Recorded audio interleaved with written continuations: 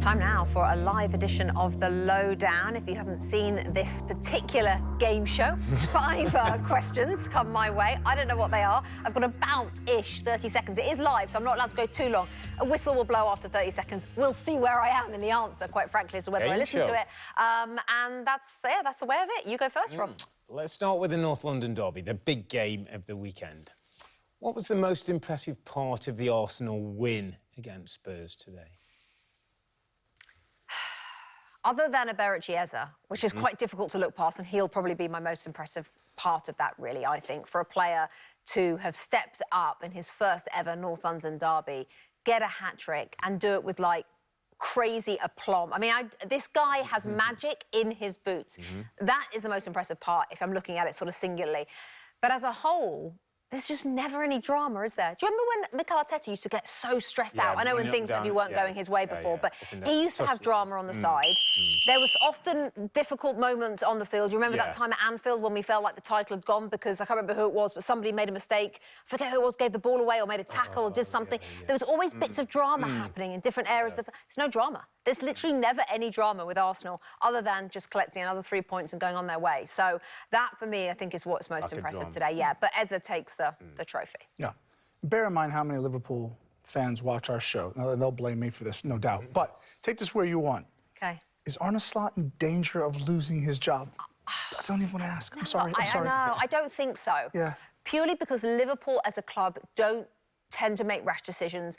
Not sure John Henry, Tom Werner are there yet. Yeah. He won them the title last season. That's the massive credit in the bank. I know it doesn't always last very long, look at Leicester City, but I don't think we're there yet. Now, how far?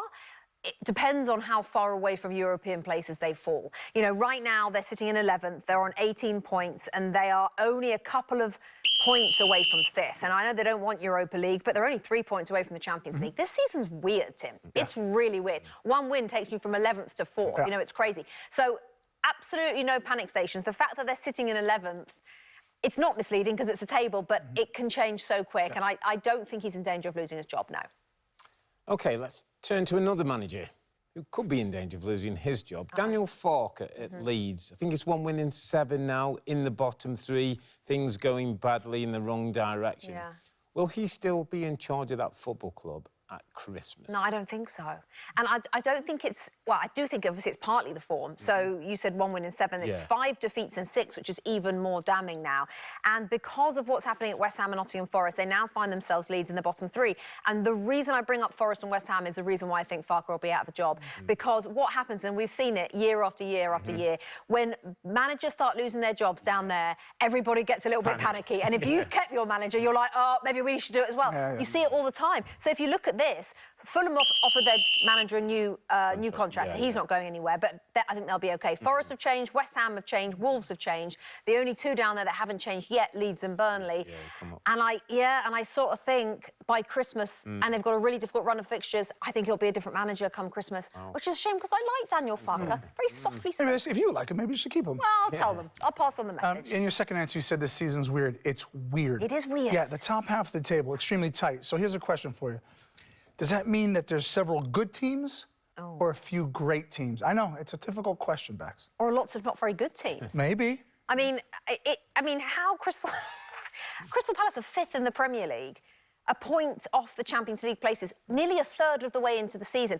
The answer to your question is I actually don't know if there's anyone, if they're all much of a muchness, good, bad or indifferent. There's obviously one really excellent team. And at the moment, everything else, Tim, is up for grabs. I mean, you look all the way down to Everton in 13th and Newcastle in 14th. I mean, Newcastle in 14th position are 6 points off of a Champions League place. That's true.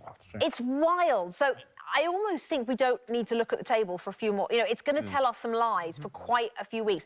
When I think the table starts to get more realistic is when you get to sort of Boxing Day, 27, 28. 19, 20 games played, and then it starts to sort itself out. It looked like it was starting to sort itself out, but now it's gone a bit funny again. Love it, though. Absolutely love it. Any more? Yeah, there's one more to do. Let's head towards next week. Thanksgiving is on Thursday. It is. And everybody appreciates a Thanksgiving dinner. Now, take yourself out of the equation on this occasion. OK.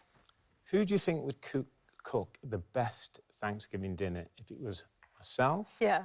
Timbo, Yeah. or Musty. Well, definitely not Musty. This is a two-horse race, by the way. Yeah, 100%. yeah. I mean, Musty. Both horses are in the studio. Yeah, I mean, Musty ain't. You know, obviously, Musty's never even if he picked was up. here. He's never picked up a wooden spoon or a saucepan. Let's be honest. Oh, he has playing football. So, He's but, got well, wooden that's true. spoon Yeah, if wooden he's spoon.